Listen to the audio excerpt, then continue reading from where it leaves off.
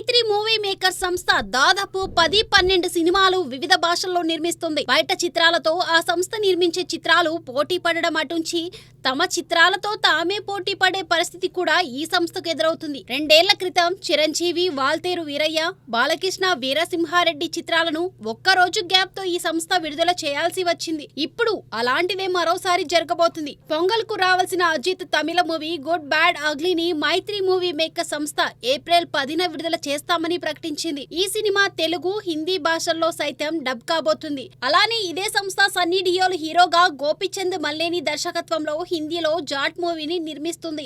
ఈ చిత్రాన్ని కూడా ఏప్రిల్ 10నే విడుదల చేయబోతున్నట్లు తాజాగా ప్రకటించింది. చిత్రం ఏమంటే జాట్ మూవీ హిందీతో పాటు తెలుగు, తమిళ భాషల్లోనూ డబ్ అవుతుందని కూడా తెలుస్తుంది. ఆ రకంగా పాన్ ఇండియా స్థాయిలో మైత్రి మూవీ మేకర్స్ నిర్మించిన 2 సినిమాలు ఒకదానితో ఒకటి పోటీ పడబోతున్నాయి. మాస్కా దాస్ విశ్వక్ సేన్ చేతిలో నుంచి ఓ మూవీ చేజారినట్లు తెలుస్తుంది. గత ఏడాది ఆగస్టు 15న విశ్వక్ సేన్ హీరోగా సుధాకర్ చెరుకూరి ఒక సినిమాను పూజా కార్యక్రమాలతో ప్రారంభించారు. శ్రీ శ్రీ శ్రీ రాజావారు చిత్రంలో నటించిన సంపద ఈ చిత్రంలో హీరోయిన్.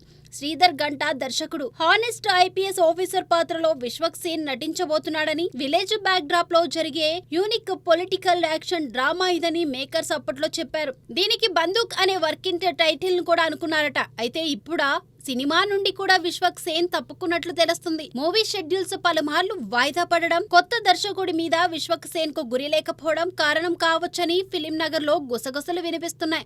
విశ్వక్ సేన్ ఈ ప్రాజెక్ట్ నుండి తప్పుకోవడంతో వేరే హీరోతో ఈ చిత్రాన్ని నిర్మించడానికి సుధాకర్ చెరుకూరి ప్రయత్నాలు చేస్తున్నారట. గత ఏడాది విశ్వక్ సేన్ నటించిన 3 చిత్రాలు విడుదల కాగా, ఈ ఏడాది వాలంటైన్స్ డే రోజు కానుకగా లైలా మూవీ రిలీజ్ కాబోతుంది. అలానే విశ్వక్ సేన్ కమిట్ అయిన మరికొన్ని సినిమాలు సెట్స్ పైకి వెళ్లడానికి సిద్ధంగా ఉన్నాయి.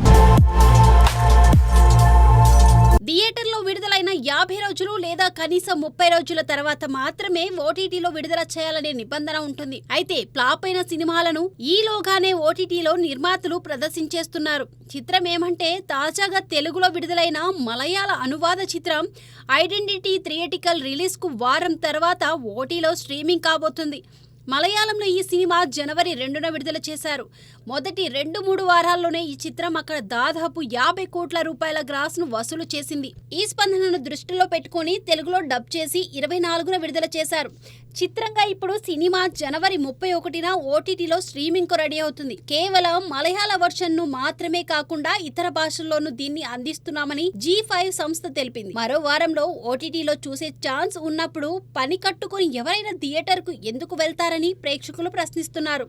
ఈ అడ్డగోలు నిర్ణయాల కారణంగానే సినిమాల థియేటికల్ కలెక్షన్స్ కు గండి పడుతున్నాయని పంపిణీదారులు వాపోతున్నారు.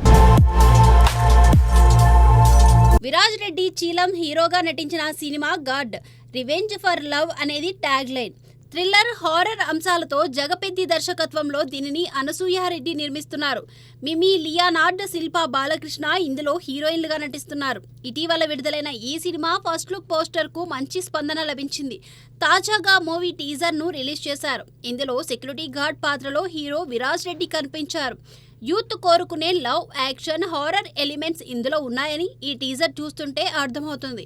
ఫిబ్రవరిలో ఈ సినిమా జనం ముందుకు రాబోతుంది. ఆస్ట్రేలియాలోని మెల్బోర్న్ లో చిత్రీకరణ జరుపుకున్న ఈ మూవీకి సిద్ధార్థ్ సదాశివుని సంగీతం సమకూర్చారు. శ్రీహర్ష, కషికా కపూర్ జంటగా నటించిన సినిమా LYF. పవన్ కేతరాజు దర్శకత్వంలో కిషోర్ రాఠీ, మహేష్ రాఠీ, ఏ రామస్వామి రెడ్డి దీన్ని నిర్మించారు. SP చరణ్, ప్రవీణ్, భద్రం, రవిబాబు, శకలక శంకర్ తదితరులు ఇందులో కీలక పాత్రలు పోషించారు. మణిశర్మ సంగీతం అందించిన ఈ సినిమా టీజర్ ను తెలంగాణ రాష్ట్ర సినిమాటోగ్రఫీ మంత్రి కోమటిరెడ్డి వెంకటరెడ్డి ఆవిష్కరించారు. తక్కువ బడ్జెట్ తో కంటెంట్ ప్రధానంగా రూపుదిద్దుకున్న చిత్రాలకు సైతం ఆదరణ లభిస్తుందని, అధిక మొత్తంతో సినిమాలు నిర్మించి టికెట్ రేట్లు పెంచమని అడగడం భావ్యం కాదని ఆయన అన్నారు. ఈ LYF మూవీ తక్కువ బడ్జెట్ లో మంచి కంటెంట్ తో వస్తున్న చిత్రమని, ఇలాంటి వాటిని సినిమాటోగ్రఫీ మంత్రిగా తాను ప్రోత్సహిస్తానని కూడా అన్నారు.